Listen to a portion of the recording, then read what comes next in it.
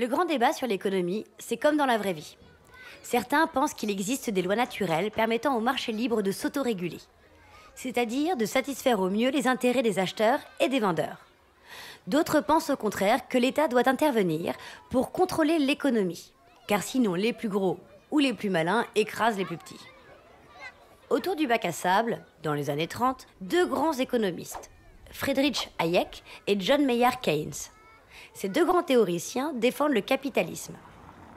Hayek est libéral. Pour lui, la solution, c'est moins d'État. Il est partisan du marché libre. Keynes, lui, est interventionniste. Pour lui, la solution, c'est un État qui régule et qui veille au mieux-être de chacun. Ils se sont farouchement opposés à propos des solutions à adopter face à la crise de 1929, qui provoqua un effondrement de l'économie mondiale et un fort chômage. Selon Keynes, pour contrer la crise, il revenait à l'État de dépenser plus pour relancer la machine. Pour Hayek, il fallait moins d'État et moins de contraintes. Cette opposition traversera toute l'histoire du capitalisme. La crise de 29, le choc pétrolier. C'est tantôt le libéral, tantôt l'interventionniste qui a le dernier mot. Aujourd'hui encore, le débat perdure et ce n'est pas prêt de s'arrêter.